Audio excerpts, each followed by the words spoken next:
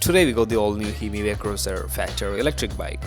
Himiway is pretty much new to the e-bike market, but they sell these premium quality electric bikes, yes, with fat tires at reasonable price tags. We've been riding this for a past few weeks. We did a long ride to Disney World to check the motor and battery power of this e-bike. The Himiway Cruiser is made as an all-terrain multi-purpose bike that is enough for all your riding needs. You don't need a separate bike for city rides and off-roading sessions with friends. Himiway got your back in both. The tires are quite fatty so that it has more friction with the road. However, you cannot expect a city bike or road bike level smoothness while riding a fat tire bike. Here's a golden tip.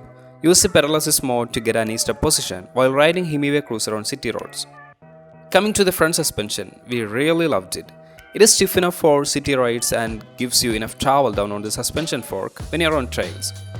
There is no rear suspension, and that's not a bad thing because you don't get one at $1,400. The saddle gives you comfortable rides on all terrains with an adjustable saddle post that suits saddles up to 6.2 feet in height. It would be better to get a wider saddle with suspension for more comfort in longer rides. So, best of all things, you get quite a big 48 volts 17.5 ampere battery pack on this electric bike that offers a maximum of 60 miles with the pedal assist mode. If you let your foot rest and pulling the throttle to its max on the road, it still gives 35 miles of range in a single charge. It took us nearly 6 to 8 hours of plugging in to juice up the battery to full. Alright, speaking of the rest of the spec sheet, we get a massively impressive 750 watts rear hub motor that directly powers the rear wheel.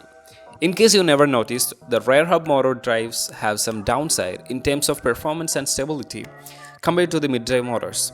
We can't say how the Himiway Cruiser does in terms of performance until we ride this. So let's check it out.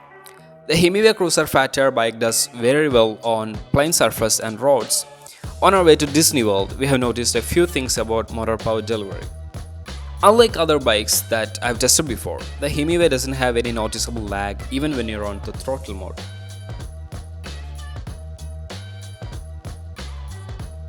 You can attain a maximum speed of 22 miles per hour on throttle mode, and on the other hand, you get up to 28 miles per hour with the pedal assist.